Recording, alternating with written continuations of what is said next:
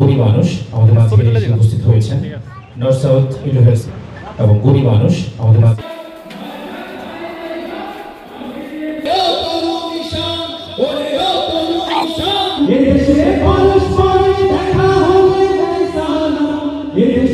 ইউনিভার্সিটির journalism and media studies ডিপার্টমেন্টের প্রধান রফিকুজ্জামান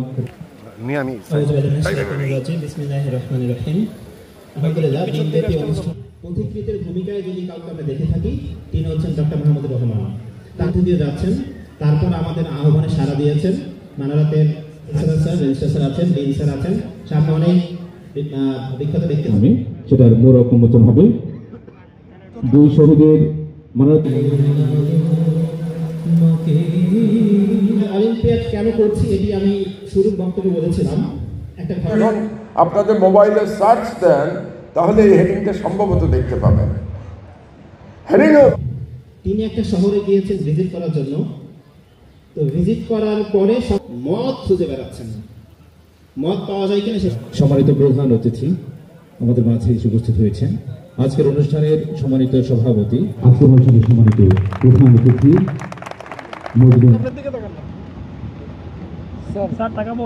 একটি গান শুনবো যে সকলে পাওয়ার পর, হাতে পাওয়ার পর সবাই উচিত ধরবে আমাদের সাংবাদিক বন্ধুদের সহযোগিতার জন্য। আমরা সকলে পাওয়ার পর 2024-এ যিনি 20তম স্থান অর্জন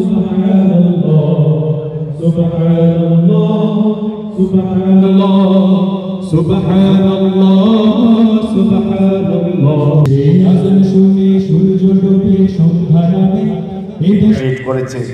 এখানে প্রত্যেক দিন খেলাধুলা হচ্ছে, সঙ্গে তার ভক্ত এই কারণে যে তিনি কোদালকে কোদাল বলে থাকেন।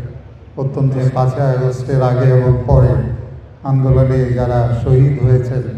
2024-এ যিনি 20তম স্থান অর্জন করেছেন ইব্রাহিম খলিল নবীন কলেজ ঢাকা, তিনিও 2000 টাকা পাচ্ছেন। 13তম করেছেনকারী কাজী রিয়াদ উদ্দিন, ঢাকা করেছেনকারী কাজী রিয়াদ উদ্দিন, ঢাকা কলেজ 7ম স্থানাধিকারী পাচ্ছেন 6000 টাকা ক্যাশ। আচ্ছা, লাগবে না। Hasan Khan first runner up পুরস্কার গ্রহণ করেছেন ইউনিভার্সিটির পক্ষ থেকে এবং জার্নালিজম এন্ড মিডিয়া স্টাডিজ ডিপার্টমেন্টের পক্ষ থেকে। Lavia Islam Himu university ladies school college Narayan studies পরিবারের পক্ষ থেকে অসংখ্য ধন্যবাদ। ভাই আপনার ইয়াটা একটু fort media MI media olympiad 2024 এ যারা চ্যাম্পিয়নের ইয়াটা তোলেন, বোর্ড তাদের ছবি হচ্ছে এখন। আলহামদুলিল্লাহ, এই ইয়াং জেনারেশন সেই ভারতের হেজেমনিকে পরাজিত করেছে। ইয়াং জেনারেশন হাসিনার ফ্যাসিবাদকে পরাজিত করেছে। হাসিনা আজকে পালিয়ে গেছে, পালিয়ে গিয়ে ষড়যন্ত্র করছে ভারতে বসে।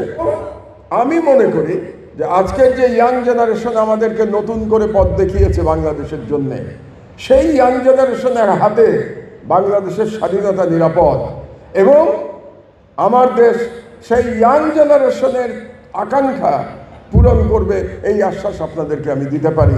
আপনাদেরকে আমি একটি সতর্কবাণী বলতে চাই যে ইন্ডিয়ার ফরেন পলিসির গত 50 বছরের সবথেকে বড় ডিজাস্টার হয়েছে এই জুলাই বিপ্লবে শেখ হাসিনার পতন। ফরেন পলিসির সবথেকে বড় ডিজাস্টার। এই ডিজাস্টার ইন্ডিয়া এত সহজে মেনে নেবে না। এই জন্যে আমাদেরকে সতর্ক থাকতে হবে, এই জন্যে আমাদেরকে ঐক্যবদ্ধ থাকতে হবে এবং তারা যে মেনে নেবে না তার আমরা কাজকর্ম বাংলাদেশে প্রতিদিন দেখতে পাচ্ছি, একদিন না প্রতিদিন দেখতে পাচ্ছি আমরা।